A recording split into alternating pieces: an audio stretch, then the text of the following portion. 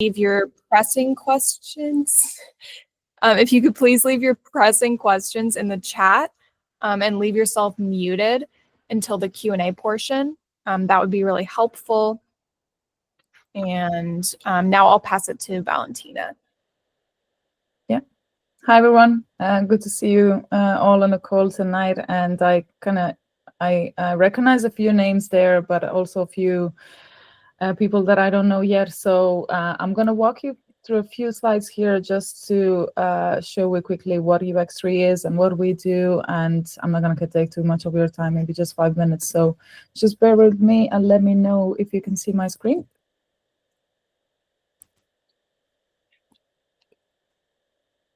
Yeah? Yeah. Perfect. Yeah, so UX3 Mentors, you probably heard of us. If you haven't, we are basically, I started UX3 Mentorship 3 years ago in September 2021. That was actually almost 4 years ago. And my idea was to help out junior designers to kind of, find a job in UX and to help them create their portfolio and case studies. And basically what we're doing here, our focus is on one mentorship. 1 second, let me just admit someone. Oh, glad. Our focus is one-on-one mentorship. So our mentors work closely with each mentee. It's always one-on-one relationship. What they do is they're offering advice that is very much tailored to individual goals and challenges of each one of the mentees that they're working with. We're also offering group mentoring sessions, so where mentees can share their experiences, they can present their work, they can learn from mentors and also from each other as well. So in a nutshell, it's a really collaborative environment, and it's very much rich in insights and different perspectives. But also on the top of everything, we're offering personalized guidance and feedback. So our mentors are here to provide constructive feedback that is rooted in real world experience. Our mentors are professionals with from 5 to 20 years of experience in top Irish and global companies. So like our mentors keep changing from round to round, but sometimes we also have a lot of mentors who are with us, from round 1 or round 2 or round 3. So Seán here, he will be presenting soon. He's from Workhuman. We also have mentors from Deloitte, from VHI, Friday, Digit, Brown Thomas, Cisco, and Great Finance. In terms of our program's impact, our MPS is 92, and these numbers are coming from basically positive feedback from our participants. What we're measuring, so this feedback comes from both mentors and mentees. In terms of the stats, based on the stats that we got from our first to 7th round, 71% of our mentees have landed a job. 100% of our mentees reported improvement in research, design, and presentation skills. Also, 100% of our mentors improved their communication and leadership skills, and 54% of our mentors have been promoted in their roles. So that means that our program not only benefits mentees, but also it benefits professional growth. 1 sec, okay. In terms of the products that we're offering, we have mentorship programs for different kind of levels of your career. So from beginner to advanced level, we're teaching different things. So product design, mentorship program, and UX strategies for advanced level. And on the top of that, we have short courses. Short courses can be in UX fundamentals for people who are changing their careers, and also AI and UX design. Now, some of the examples of the case studies that we had so far. So we had mentees working on Revolut, on VHI apps, on ChatGPT, on Ryanair, Daft.ie, MyFitnessPal, UX3. All of these case studies are visible, and you can read everything about them on on our website. And some of them are also available on Spotify as well, so you can listen to them as well. And then, you can check Google My Business and also our website for testimonials from our previous mentees and mentors who have gone through the program. And where our mentees work in some of these companies, so Accenture, Autodesk, Friday as well, AIB, Leia Healthcare, Allianz, Dropchef. And yeah, this is my last slide actually. So I'm gonna stop sharing now, and I think somebody's in the room, so I'm gonna admit last person here. 1 second. Oh, that's on. Guys, everyone can hear us well? New people who joined? Yeah? Yeah. Perfect. So yeah, I'm gonna hand it over now to Seán. Seán has kindly accepted my invite to walk us through ins and outs of user UX research. So Seán is our mentor, and he's mentoring with us for 3 last rounds with one round of break. So his role is a senior product researcher at Workhuman, and so far he's been one of the best mentors that we've had in the program. Oh, thank you very much. Thank you so much for accepting the invite, as I said. And yeah, the floor is yours. Great. Thank you very much, Valentina. I'll just share my screen.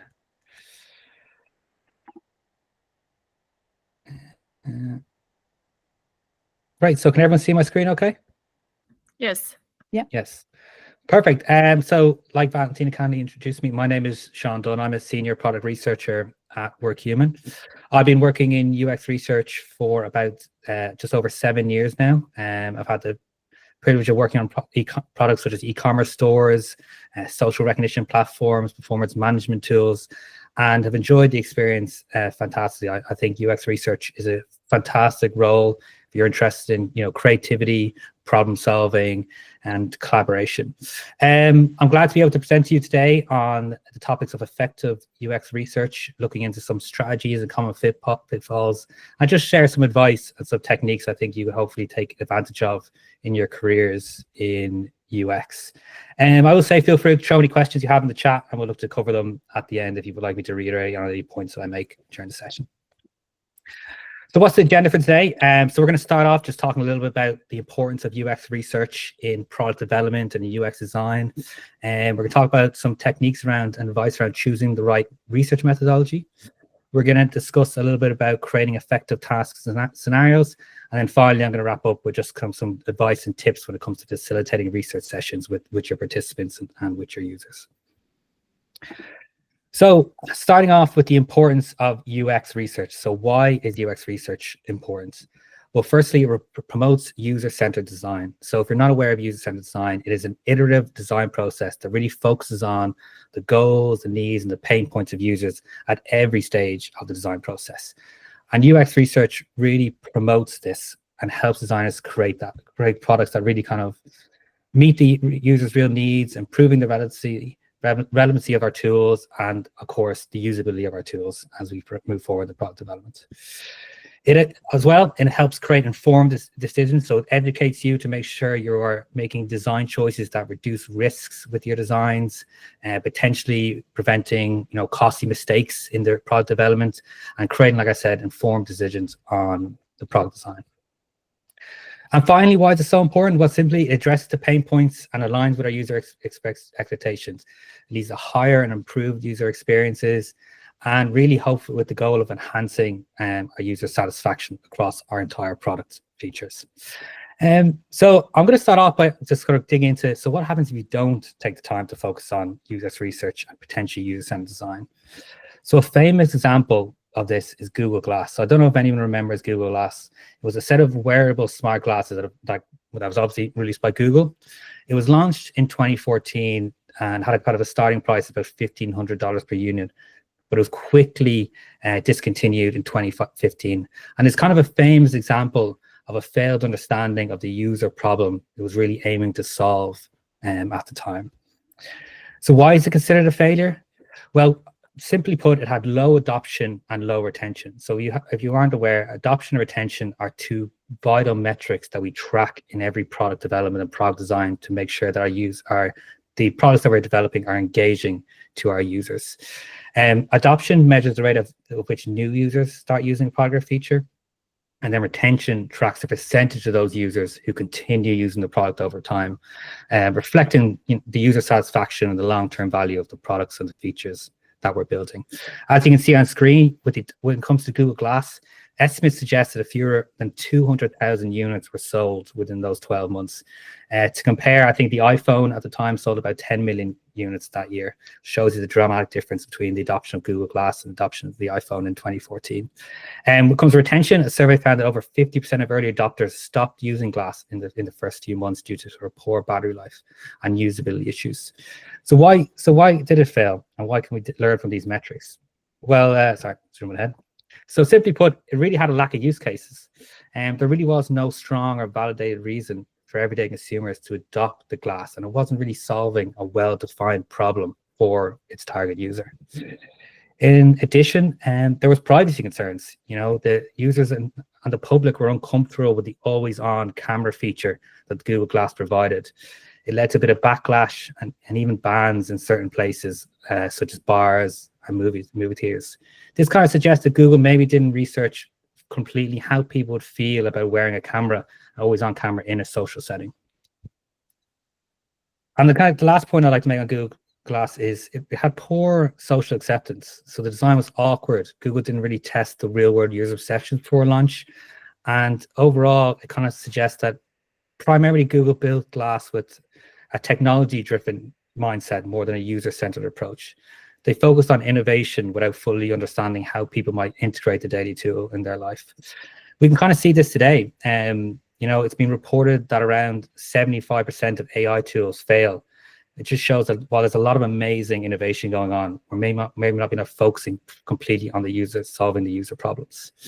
Another kind of point I'd like to make on just these examples of why Google Glass failed. They're kind of a good examples of covering and the importance of covering the emotional goals and the functional goals, the emotional goals, and the social goals of our users. So the functional goals is making an understanding of the use cases of our users when we're building our products. The emotional goals, though, also important to consider, look at how do our users wish to feel when using our solution, how they wish to feel when solving their user problem. And then finally, around this idea of the social acceptance, how do we need to understand the social goals of our users? How do they wish to be perceived by society and perceived by their colleagues around them and their friends around them in solving their solution?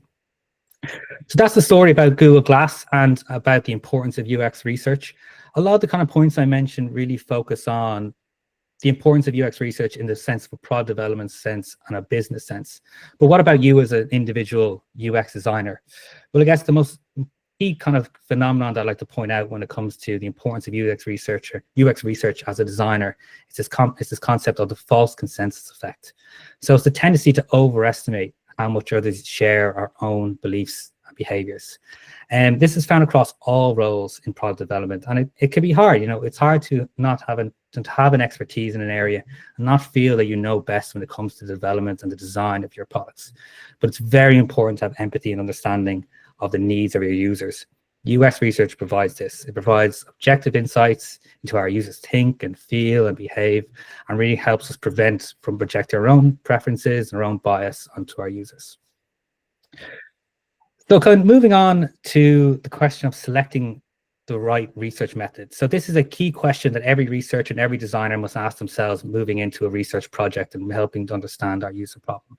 I'm going to talk about a few points here about kind of what you need, the questions you need to ask yourself before moving in and deciding on your research methodology, and therefore then moving into your research project. The first question you can ask yourself, and the most important thing to identify, is what is the user problem we're trying to solve. So this can be something that you have identified through past user research, or it could be something that you have learned through competitor analysis, or maybe seeing the trends in the industry, or maybe it's something you've learned through speaking to a member of a sales team in your company, or the customer service team. Or maybe at this moment in time, it could just be an assumption that you and your colleagues in the product design team have at this moment. Whatever it is, it's important to align and decide on what the problem is you're looking to solve for the focus of this project. If you move into a role in a more in-house product design team, it will also be important to consider what is the product business goal for the product. So while we're always looking to create the best possible experience for our users, it's also important to understand what is the metric we're trying to move with the business, and how does the business aim to make revenue by solving this user problem. By aligning and understanding on these two questions, we can then create what is our user research question. So You might end up with multiple research questions to help you solve the user problem. Don't worry about this too much. I would always recommend that you focus on one research question at a time. Try and answer that question before moving on to another. This help you focus in easier on your research methodology and help you remain focused on the project as you move forward. It is vital throughout your research process and your design process to always remember the user problem and always remember the research question you're trying to answer. Down the line, as you complete your research and potentially move into your design process, if you look back and realize you haven't answered your research question, all that research may be done in jest and might be maybe a loss of resources and a lot of time on your side as you go back to try and re-answer that question. So remember to take note of your research question, align on it with your stakeholders and your team, and then make sure to constantly revisit this to make sure that you're moving forward and answering that question. To use as an example, I'm going to take Netflix as an example to kind of give you some examples around the user problem, a potential business goal, and then a potential business question, or sorry, research question based on that. So a potential user problem that Netflix might focus on is users find it hard to choose movies or shows because there's too much content, leading to frustration and wasted time. So that could be an example of a user problem for Netflix. A business goal could be make content discovery easier to keep users engaged and reduce drop-off. So taking those examples as designers and researchers in Netflix, we then might agree on a research question. And the research question could be simply as, how do users choose to watch? That's simply, very simple. It doesn't have to be overly complicated. And like I said, it's going to be the focus of our research project as we move forward throughout. So now that we've decided on our user problem, identified the business goal, and decided on the research question that we're going to focus on in our project, the next kind of question we want to ask ourselves is, what type of feedback, what type of research do we want to run to help us answer this question? So the first question topic I'd like to describe is the difference between the main two types of feedback that you would collect in your user research project. The first is attitudinal research, which is the self-reported thoughts and feelings of our users. So attitudinal research helps us to understand the goals, the needs, and motivations of our users. What are they trying to achieve outside of our platform that we can aim to fulfill?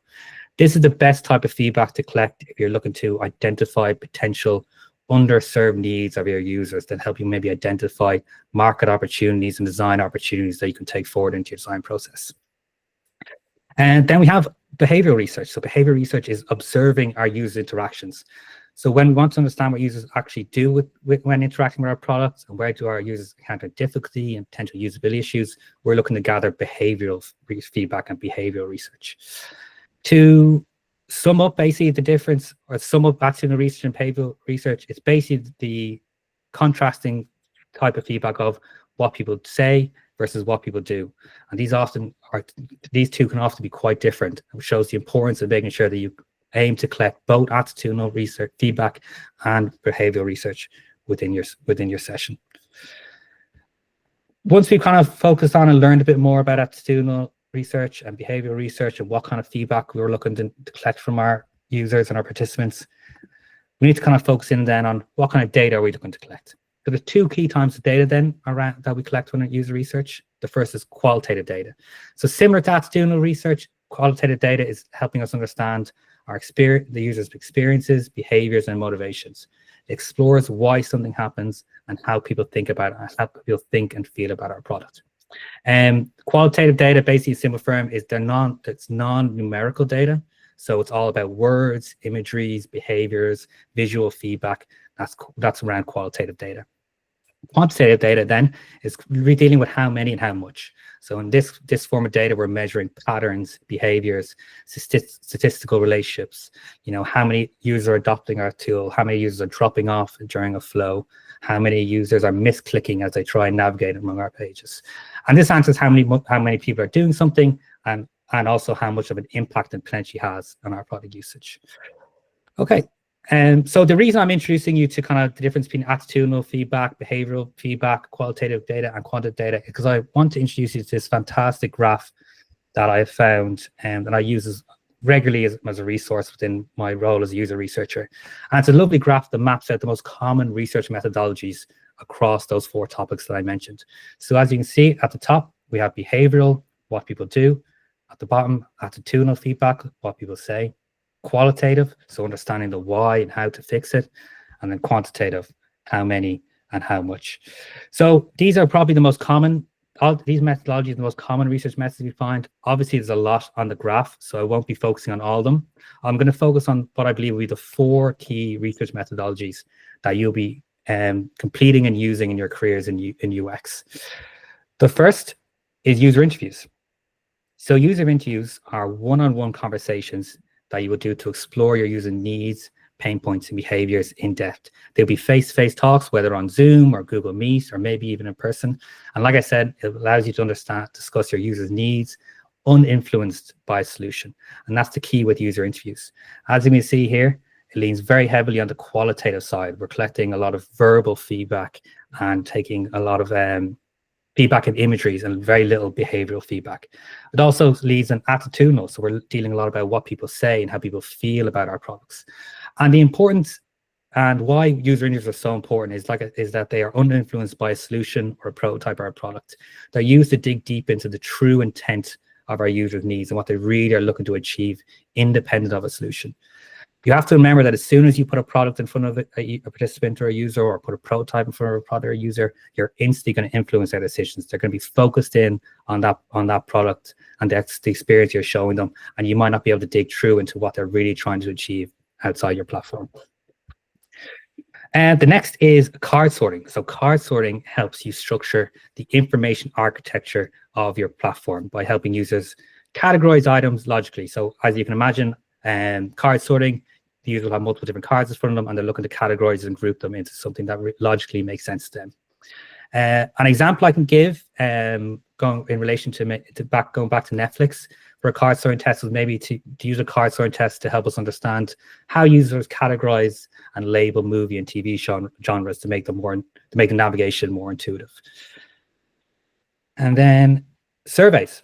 So I'm sure you've all heard of surveys. You probably completed 1,000 surveys over the course of your education or in your careers.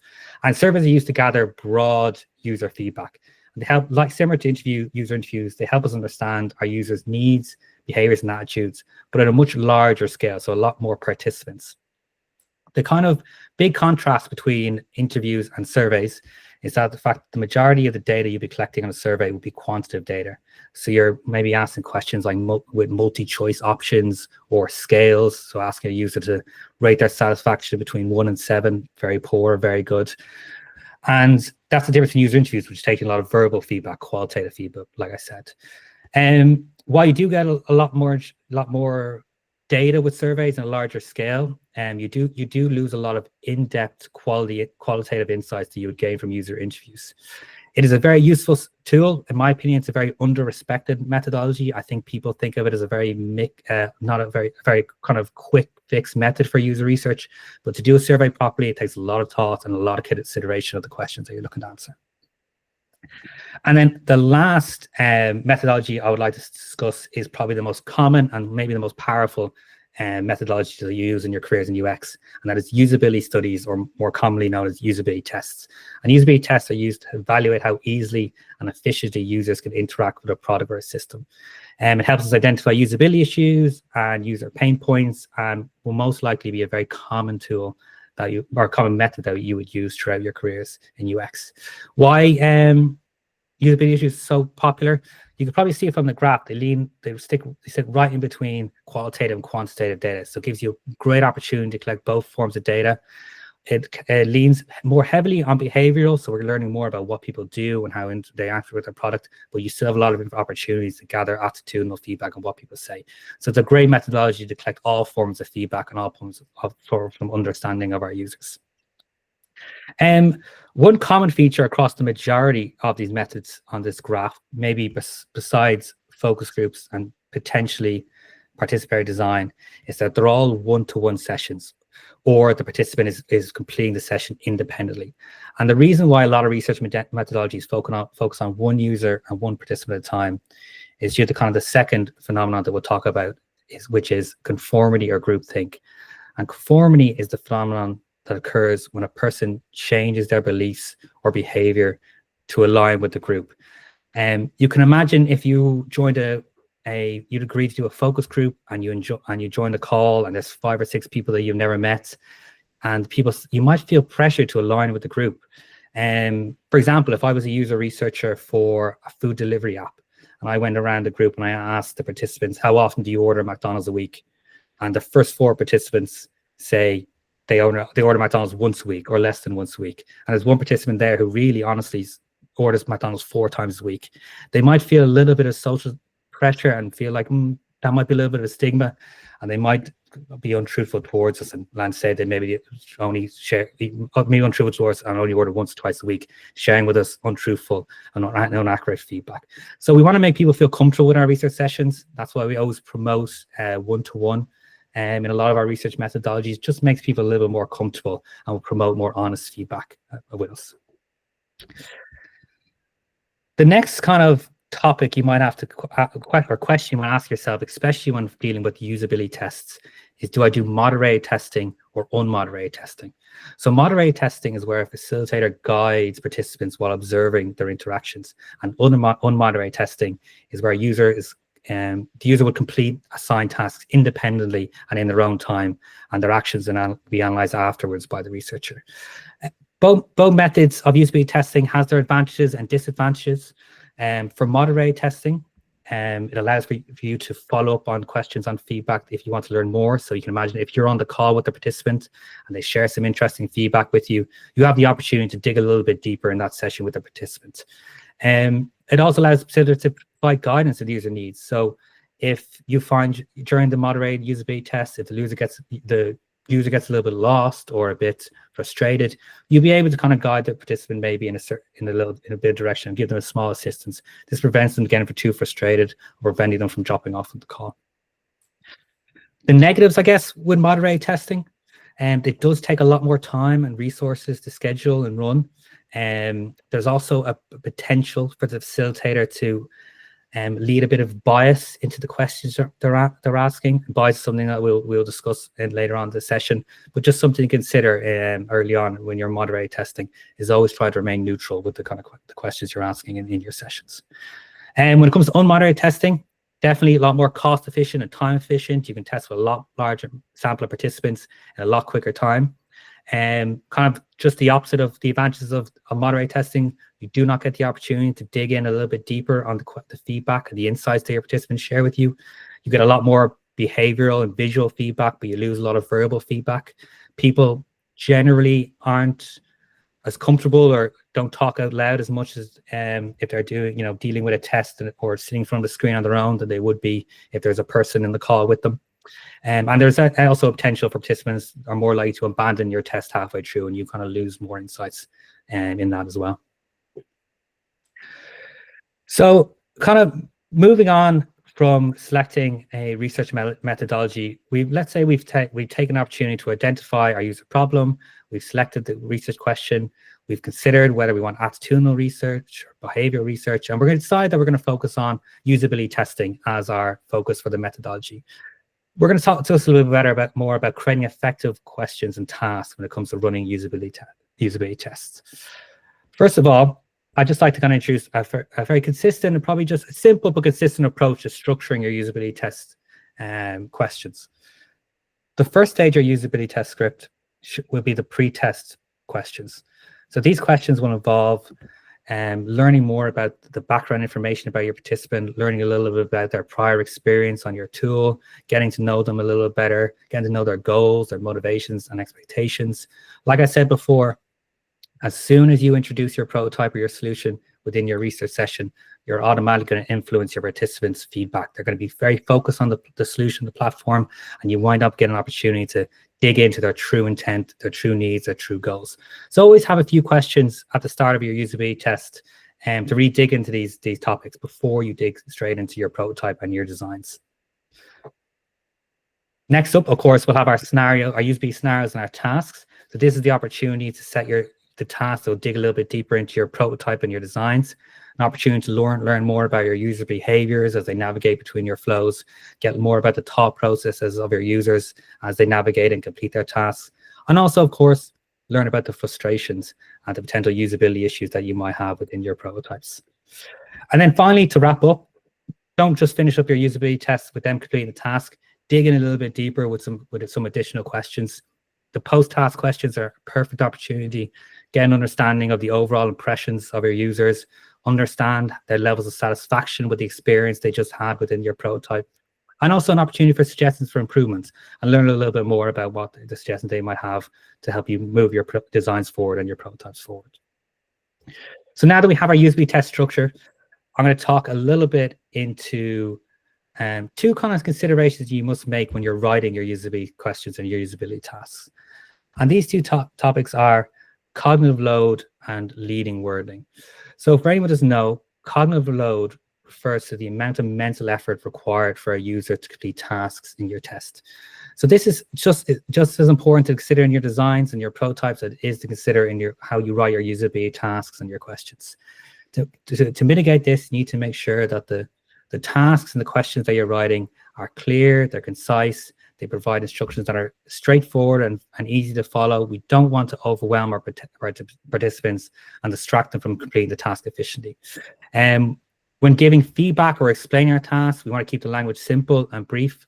Long explanations require additional cognitive effort and reducing the focus on the task. We want the participant to be fully focused so they can provide the most honest and insightful feedback for us on our designs. Just kind of promoting a little bit more about the benefits of moderate testing is that, like I said before, moderate testing allows for on-demand support to your participants. So if you do find that the participants are getting a little bit overwhelmed, you know, we can maybe potentially answer some of their questions or clarify any doubts they have to help them, ease them a little bit and prevent them from being a little bit feeling rushed or embarrassed as they navigate through their tasks. The next is leading wording. So leading wording is the most vital thing to consider when you are writing your usability task or your research questions. Leading wording is questions or tasks that are phrased in a way that might subtly influence the respondent's answers in the way that we want, or in one way or another. We really, our goal here with our wording of our tasks is to keep things neutral so we don't influence the feedback that our participants and our users are going to provide within these sessions. Again, I'm going to jump and use Netflix as an example of how we can write our usability tasks and our usability questions, and sort of how we can identify potential issues in our wording and how we can suggest some neutral wording for that. So to start off, do you usually binge watch shows on Netflix? If I wrote that question of task, does anyone have any considerations of what might be a potential issue with the wording of that task?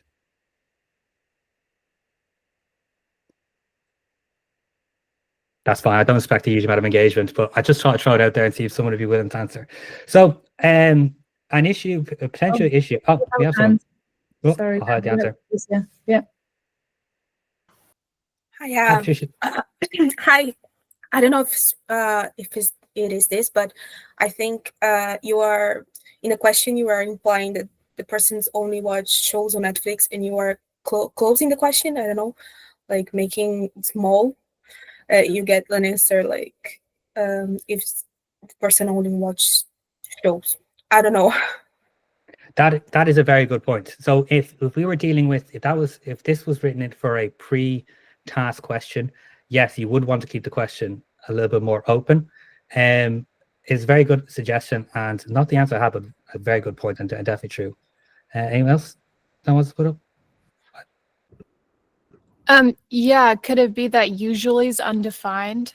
So it's kind of open to interpretation. Like, what does usually mean? Like multiple times a week, or? Yeah, that is a good point on this as well. Usually, if that's an interesting term, I would avoid having exact dates and times, or time frames on this question either. You want to keep it a little bit more open, but an understanding that usually is a bit of a predefined. Any other suggestions? Yeah, I'm non-English native, so I don't know what binge watch is.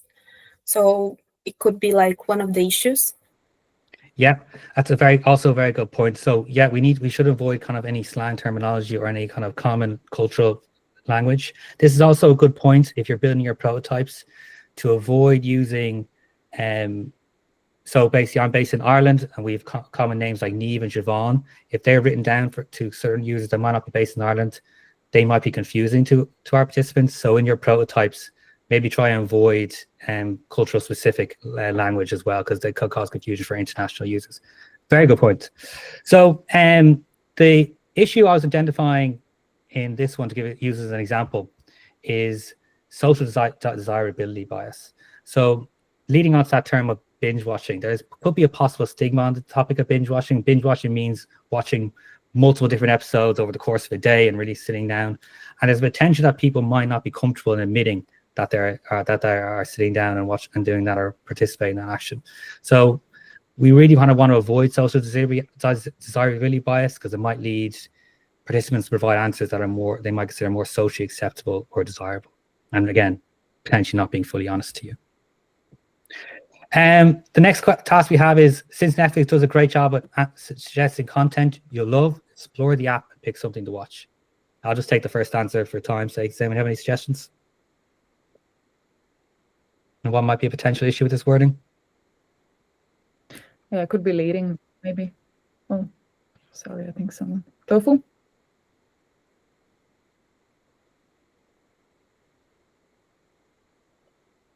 Tofu, do you want to... Can you hear us, Tofu? Oh, okay. Yeah, so there's a potential for confirmation bias with this. So there's a tendency to confirmation bias is the tendency to word our tasks in a way that confirms our pre-existing beliefs. So the problem with this, so Tofu, so pros is that Netflix is great. So since Netflix does a great job, so we're using positive language, we're using confirmation bias, we're confirming the beliefs that we hope we have about Netflix, and it will influence the respondent's answer. So I'll quickly kind of go through the last one. So how easy was it to find something great to watch on Netflix? Yeah, it simply just kind of got general leading bias. We're using the term easy, which again will be potentially leading or suggesting a particular viewpoint around Netflix, which our participant may not agree with. Some potential neutral wording we have. So instead of saying, do you usually binge watch shows on Netflix, we could say, how often do you typically watch multiple episodes in one sitting in Netflix? For the second task, we could say, explore Netflix and select something to watch, explain your thought process throughout. So that's also promoting the participant to be speaking out loud as they complete the task within the process. And the last one would be, instead of saying how easy was it to find something great to watch on Netflix, we might say, how would you describe your experience? So we're quite keeping the wording quite neutral. So how would you describe your experience finding something to watch on Netflix? Yeah, so that is looking into kind of two key considerations when writing your task. You want to avoid cognitive load on your participants. You want to keep the instructions and the guidance quite simple and clear and concise. And then the main point is to avoid leading wording and trying to avoid bias within our wording. We want to keep things very neutral so that we don't lead the participants in one way or another, or like I said at the beginning, falling underneath the false consensus effect, where we believe our users have the same beliefs as us. The next question that you might have around usability testing, and you might have seen this graph before, it's very common in UX, is the question of how many participants do I need to test within my usability study? So this is the rule of 5, and it was first proposed by Jacob Nielsen. And the rule of 5 suggests that if you run 5 user tests, you'll identify 85% of usability issues. Now, what some people kind of forget to mention about this is that Jacob Nielsen also stated that you would need to do 15 tests to identify all issues. But 5 is enough. 5 to 7 is enough to identify the majority of the usability issues you might have within your designs and your prototypes. I would recommend that 5 definitely be the minimum you do. I would recommend that you complete as many as you possibly can within your timeline, or simply until you stop learning anything new from your tests. I would also promote the idea of iterative testing. So after 5 usability tests, maybe review your insights, take your learnings, iterate on your prototype or your designs, and consider maybe doing a next round of testing, and continue iterating your testing and iterating your designs as you move forward. So I've kind of talked a lot about how identifying our research question, deciding on the research methodology. We've taken the time to create effective tasks and questions for our usability test script. But how do we know that our research approach is really going to answer our research question? Well, honestly, the best way to do this is to always run a pilot study. Always dry run your research session prior to launching it out to your broader user base. It will help you on the pilot study or dry running or the practice session will help you understand the method is the correct approach for answering your research question. It'll also help you understand if the tasks and questions that you've written will answer your objective. This is vital for if you are doing unmoderated testing or surveys, for example. Just take into consideration if you take the time to create your test, set up the unmoderated test, and then you send it out to 30 or 40 of your users, and then quickly as the data comes in, you realize the tasks are just not answering the questions the research questions that you want to. Though unfortunately, those 40 participants are now invalid for your study. You know, they're not suitable as they've been influenced. They've already seen the prototype. You can't redo the test with them, so you've lost time and you've lost resources. So it's vital to do a pilot study. It's the same in any moderated session. If you're doing interviews or you're running user-based sessions face-to-face, simply a good pilot study is simply just good just because you don't want to waste your users' time. You know, they've taken the time to agree to sit down with you and give you 20 or 30 minutes of their time. You don't want it to be a waste. So just make sure to pilot your study before launching it to your wider user base. Great. So the last section I'd like to talk about is a bit about some tips and advice when it comes to test facilitation techniques. So my first bit of advice when it comes to running usability testing and facilitating your test is to keep it simple. Always start your testing with paper prototypes. It's a great way to create, and it's very easy to create, easy to modify. I believe it's a great way to encourage creativity and exploration in your design process. And it just enables you to do usability testing really early on in the design process. You don't need fully developed prototypes. Pen and paper, draw out your paper prototypes in your designs, and you'll instantly get quick feedback from your users. And it will also reduce cognitive load for participants, helping them focus in on the task at hand. And I think that the most important point is that if you are running these usability tests, you know, as part of your projects with friends or family, if you put a fully developed prototype in front of them that looks like you spent hours on, you know, they might not be willing to give you really honest feedback. They might be hesitant to give you kind of negative or constructive feedback. So paper prototypes, they're clearly put low effort, so that people maybe are potentially more willing to give you more honest feedback and more critical feedback about your designs, which is what you're really looking for at this stage of your process. If you are at the stage where you're going to do some more high fidelity prototypes and you've got the UI and you're dealing with in Figma or other prototype tools, I just have some tips for you just to make sure that you're going to get the most out of your usability testing and the most out of your most valuable feedback you can from your participants. My first tip is to just watch out for your spelling and grammar. So ensure that all the scripts and the prototype text and copy has been checked for spelling and grammar mistakes. You'd be amazed how quickly a user will be pulled from the experience if they see, you know, weird grammar or weird spelling, and it just throws them from the experience and takes them away from the real focus of the purpose of the test, which is the usability of the site. The feedback you might start collecting might be based on that spelling mistake and not the usability or not identifying usability issues. The second is to align the script and the prototype. So the information you provide in your tasks and questions, make sure that aligns with the prototype. So if I ask my participants to find Jane Doe, and Jane Doe is nowhere to be seen in the prototype, that could throw the experience, throw the feedback. So just make sure that, you know, the instructions that you're giving align with the information that you provide in your prototype. Then consistency of information. So I'd like you to ensure that, again, the information you provide in the prototype is consistent throughout the prototype. So if I select Jane and to add her as a friend or follower on Instagram, and then my participant clicks Jane, and then we move to the next stage of the flow, and Jane's name is changed, that will throw the experience. People believe they might have done a mistake themselves. So make sure the consistency of information is clear across the prototypes. And then finally, if you're using things like Figma, just make sure to turn off your hotspots.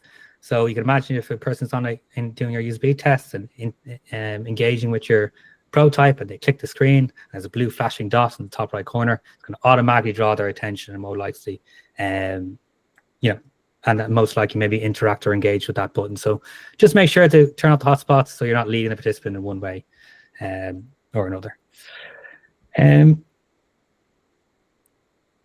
One thing I'd like to kind of, the final kind of cognitive phenomenon or psychology phenomenon that is just interesting to know or be aware of when dealing with usability testing or user interviews or moderated session is this idea of the Hawthorne effect or the observer effect. And this is the phenomenon where individuals modify their behavior in response to being observed or studied. So this is found in all forms of research in life. Like how would you change your behavior in work if you knew you were being observed all the time? And this is the same in usability testing. The Hawthorne effect can lead to inaccurate assessments and inaccurate feedback because people are aware of how they're being observed and might not be truly honest about how they might be engaging with the platform in a real life setting. So just kind of some really kind of quick ways to kind of mitigate the Hawthorne effect. Unfortunately, it really is almost unavoidable. Like as you can imagine, as soon as you put something in a kind of a test environment, it can be difficult. They are obviously fully aware that a researcher or a designer is sitting there and they're navigating the tool as they observed, but just some kind of tips on how they might mitigate that. So the first, to create a comfortable testing environment. Remote testing is a great way to do this. So you can imagine if you're doing your usability testing over Zoom, the participant might be in their own home in a comfortable environment or maybe at their desk and work, and that automatically might settle them and make them feel a little bit, minimize the awareness of them being observed.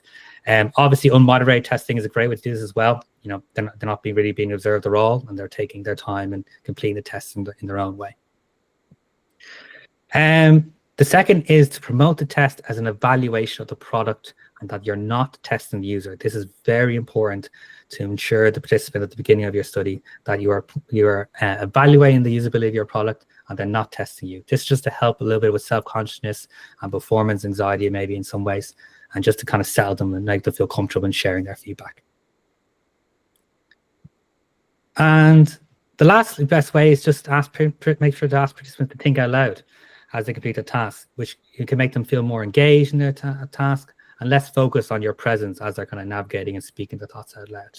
So like I said, it's kind of hard to kind of mitigate the participants' awareness of being observed in a test, but just the kind of key point is just to make sure that you create a comfortable testing environment, that you ensure them that you are not testing them, that you're testing your prototype and the usability of the prototype, and that there really is no right or wrong answers in a usability study. Moving on to some tips of pre-session routine. I am aware of the time, so I'm going to try and kind of finish up as quickly as possible. But just some kind of advice on sort of pre-session routines and some tips when you're kind of, as you enter your research session, you're sitting with your participants, some things to consider. I'd always recommend that you minimize the number of attendees. So sessions only have a facilitator or a note taker attending the session. You can imagine if you agree to share your feedback on a product or to test out a new feature, and you join the call and there's 7 or 8 people sitting there watching you complete the task, it can make you quite self-conscious and maybe make you feel a bit unnervy when you're trying to share your feedback. So try and minimize the amount of attendees just to 1 or 2. Ensure confidentiality.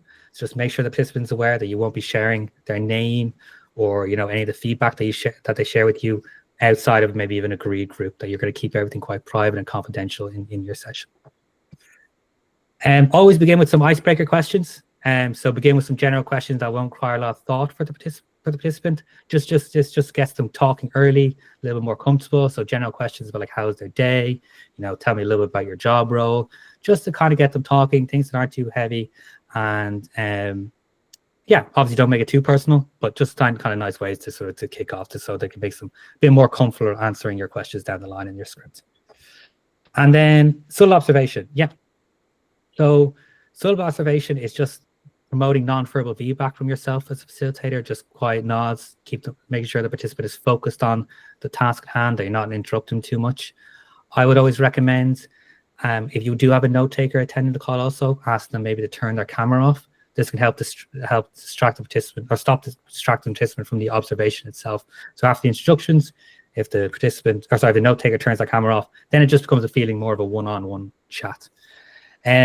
Some usability tools you might use have this one-way mirror feature where the participant can't see any of these observers that join the call. I think they're a little bit unethical. If you are using those tools, make sure to introduce the participants to anyone that might be also joining the call. Okay, so the last bit of topic I'd like to talk about is what to avoid when facilitating usability tests. So this is just some tips and advice when you're facilitating your sessions or your user interviews, some things I've got, tips and tricks that I've kind of gained over the past couple of years as a researcher. Like I mentioned before, really key to user research, avoid biased questions. This not just in your usability scripts, but if you are on a call with a user and they give you a little very bit of interesting feedback and you want to dig a little bit deeper, try to keep those questions quite neutral if you're going off script. So things like, can you explain that point further? Or can you repeat that so I can make sure to understand your meaning? Avoid reacting or priming. So if you're observing your participant navigating through their prototype, and you just keep seeing them misclicking or clicking the wrong place, don't grimace, don't put your hands in your heads, keep things quite neutral. You don't want to make them embarrassed or feel like they're doing things wrong. So try to avoid reacting, kind of keep things quite calm and neutral. And that can be the same as instead of being overly friendly. So of course you want to be polite, you want to be friendly in some ways to your participant. They are giving up their time to share their feedback with you, but just try and keep things neutral as you go through the session. You can imagine if a participant gives you an interesting bit of feedback and you're like, oh my God, that's amazing, thank you so much for sharing that. Then down the line, they give you another bit of feedback and you don't react the same way. They might feel like that bit of feedback wasn't as good as the last bit of feedback they did. And it might cause a bit of them to lead one way and start trying to make you feel better about the feedback they're giving you and not being too honest with you and be hesitant and negativity. The last 3 points is kind of take a little bit of practice and it'll take a few bit of sessions to get used to this in your roles as UX designers, UX research. The first is to not intervene too soon. People naturally want to fill silence. So after you answer your question and the participant finishes sharing their feedback or their thoughts, leave it for a few seconds. You're amazed how many additional nuggets of feedback and insights you might gain by just leaving it a couple of bit. As a UX researcher, you get very comfortable in awkward silences. Not everyone is that comfortable. What I would do is I'd have a notepad to my side and I would draw a star, and that'd be the kind of count in my head before I could move on to the next question. But just leave it for a second. You never know what you could learn from it. The second, but also at the same time, avoid not intervening when needed. So if you see your participant getting frustrated and flustered, while you want to keep their not too biased or leading with their feedback, you still want them to leave the session having a positive experience in the session. So if you see them getting frustrated, just make sure to not leave them hanging too long, and you kind of let them just sort of guide them in one step later on.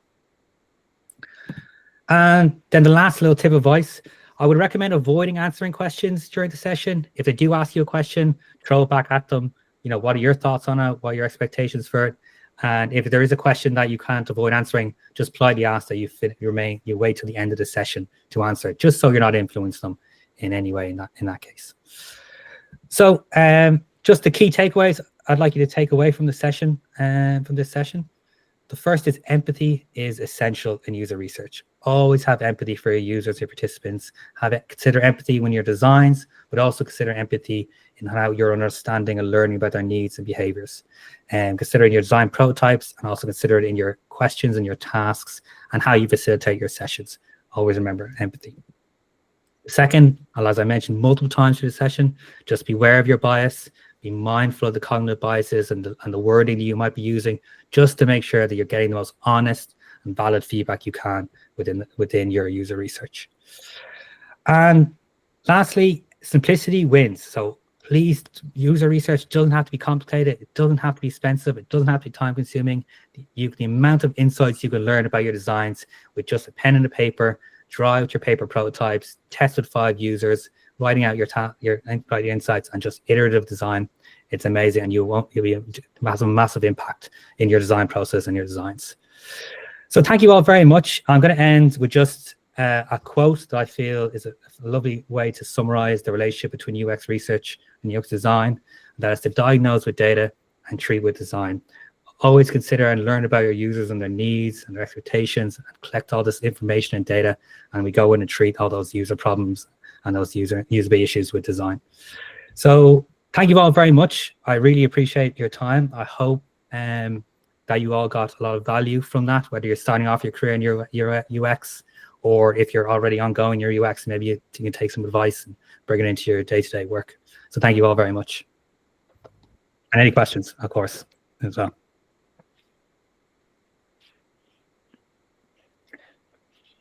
Thank you so much, Sean. That was amazing. Like, I've learned so much from you. I also have a few questions, but I'm gonna let the guys. Lola, do you want to take over? I think Sure. you.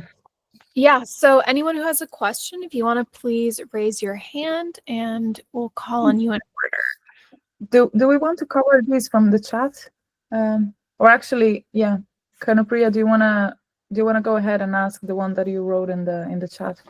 Yeah, thank you so much. Yeah, I just wanted to ask, like, I feel like I learned a lot about how to like do research when you kind of have an idea of the product, like at least you have the wireframes or you are like testing something about the product. But in cases when you don't have a product, but like a user group in mind or an idea in mind, a problem statement in mind for exploratory stage, what would you recommend other, like I know like competitive analysis, but that's not user research, right? So what would you recommend?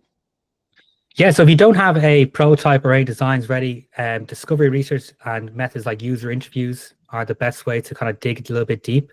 So if you are more of an exploratory stage and you have a problem statement, that problem statement is really, until you validate it with research, is just an assumption. So meet with your users, ask them questions, see if you can identify, you know, what their main goals are, what are they trying to achieve, what are their motivations are for using products similar to yours, and trying to get a better understanding of your users. So just go out and have a conversation. You know, write a few questions down and go out and have a conversation with the users. It can be on a formal basis if you're doing, you know, a large research project where you want to do a lot of qualitative analysis, but also simply, you know, it doesn't have to be that way also, you know. So you don't need designs to do user research. Just simple interviews and discussions with your users can help you identify these issues and validate any assumptions that you might have. Sorry, does that answer your question, or do you want me to do any follow-up? Just one follow-up. How structured, like, should I like properly structure the interview, or like just initial, you know, a pilot kind of interview and then go into the structured questions maybe? Yeah, I would recommend always having a structured script for your user interviews. The main thing is this, that it keeps them consistent of what questions you're asking across multiple users. So then when you go look back at the feedback that you're looking at least you can say, okay, the question I answered or I asked was consistent across these users, so all the feedback is based on the same question. It will help you a lot when it comes to your analysis as well. So if you don't keep consistency of wording, it makes it quite complicated in trying to identify and understand, you know, what the context behind the feedback that user provided. So I would recommend having a consistent interview script that you stick with as best you can throughout all the research sessions that you do with your user. Okay, that's great. Thank you so much. Of course, thank you. All right, and Gabriella, do you feel like your question was answered, or do you want to? No, if you can please help me my question, because sometimes user get lost or frustrated and they take so long to answer questions. So if you could give me an example, how should I proceed in this situation? Yeah, so if a user is getting lost or frustrated during usability test, first of all, it's immediately good insight possibly on how the design of the prototype is performing in the test. And if you feel like that you haven't got enough of an understanding though, based on that piece of feedback, either I would recommend, you know, you could politely end the test and maybe move on to your post-test questions and dig a little bit deeper into the user and their needs. But if you feel like you want to dig a little bit more into the prototype, don't be afraid to just guide them to the next step. You know, if you want to just guide them to that next, where the button is, or if they're having difficulty, you know, navigating somewhere, just feel free to guide them. But I would just make sure to take that bit of feedback that they are lost and frustrated as a very insightful point, and maybe how that prototype design is working. Okay, thank you. And then there's a question in the chat from, is it Pelina? Yeah. Perfect. So, yeah, thank you for the webinar. I just wanted to ask specifically for inclusive design. Have you did any testing, or what would you recommend? I'm doing a project with redesign of an existing website. Well, with neurodivergent impairments such as dyslexia, maybe having understanding what the impairments are and taking that in consideration of the methodology that you're using. So, you know, maybe potentially, obviously we've done accessibility testing in Workhuman with people that are visually impaired, that are using kind of accessibility tools to help them navigate sites. But when it comes to, sorry, what's the question? Research methods, I would definitely recommend moderated testing anyway. You know, having a facilitator who is trained and who is aware of the neurodivergent impairment, so they can help guide and you know, answer any questions that person may have in those cases. When it comes to dyslexia, maybe avoid having, you know, very heavy based text tasks in front of the participant. Be clear, concise. Maybe have the facilitator read out the questions to the participant as well, so that the participants can fully focus on the task in hand, and if they need the facilitator or the researcher to repeat them, they can as we go along. So it is an interesting question. It is quite complicated, and I'm happy to have a broader conversation with you on that one outside the call, because it is very interesting and we could go quite deep in depth on it. So, thanks so much. I might contact you. Yeah, feel free to reach out to me. Feel free to reach out to me on LinkedIn, or if you're in the UX Tree community on Slack on that one. Perfect. Thanks so much. I have to go now. See you. Bye. Bye, Elena. Anyone else have any questions? Oh, it looks like. Okay, perfect. Yeah. So all the chat questions are answered. If anyone wants to raise their hand, if anyone has anything else they want to ask now. Perfect. Patricia? Hiya. So I'd like to ask a suggestion, actually. Like, you provide a lot of examples of type of bias. And if I'm starting to study this topic, what would you suggest that would be like something good to start? As in resources to kind of learn more about bias? Yeah. Or, oh God, yeah. I don't have any books or resources on mind that I can kind of suggest, but I will get back to you on that one. I'll take notes of Patricia Loopy, of course. But you know, there's massive multiple set of resources on Google that you can identify. So you can, if you're looking into dealing with more like academic research on cognitive biases, and you know, Google Scholar is a great resource for that. One of the best resources they can have as a UX designer digging into any form of UX research and design is Medium. That is written by experienced designers and researchers that, you know, are talking about their real life experience when it comes to these kind of topics. So they're just two off the top of my head, but I can follow up with you on any kind of key resources when it comes to biases in that space. If you are interested in more formal learning, there are certificates out there, you know, in relation to psychology and cognitive science as well that you maybe could consider as well. That's perfect. Thank you so much. Okay, any other questions? Oh, can I actually ask a question, Sean? You're a professional, like you're doing research for many years, and probably like in this group we have designers who will sometimes struggle with finding participants for maybe unmoderated testing, or maybe for surveys. Can you recommend any tools that you use or you know are good, and preferably even like if they want to get like results from survey from a lot of participants? Yeah, there's very few tools out there, to be honest, for recruitment panels that don't require a large budget. And that says my biggest if you are looking to run usability or user research with little to no budget, and just using your kind of your work circle, social media is just the best way to kind of reach out to recruit these participants. LinkedIn usually gets quite a good engagement on these kind of surveys, and people are quite eager to help out. But yeah, I would just be sending the survey out to your entire social circle, social media, and all those kind of aspects of that. If you are looking to do, if you do have a bit of a budget and you're in an organization, I would recommend, I think Userlytics allows you to buy credits without having a subscription. So Userlytics is good too, a lot, because it doesn't, like I said, there's no subscription involved. It kind of just allows you to purchase credits as you go along. And I think Optional Workshop allows you to pay per study as well, and I think maybe Maze as well. So if you do have a budget, there's the options, but if you don't, the best thing I say is just social media. Just show it, share it everywhere and anywhere that you can find. Very good. Thank you so much.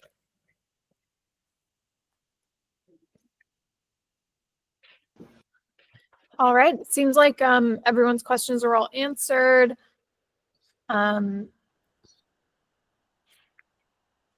Perfect. So that seems like a wrap. Valentina, anything else from you? No. So guys, if you got the invite, if you want to, as Sean said, like we're all members of UX3 community on Slack. If you want to join Slack, feel free to just message us on LinkedIn and I can send you an invite. And yeah, recording will be sent to you on your email address probably tomorrow at some stage. Thanks for everything. And Sean, one more time, thank you so much for accepting the invite. And Lola, thank you so much for running this session. Great. Thank you, everyone. Thanks for joining, guys. Have a great one. Bye.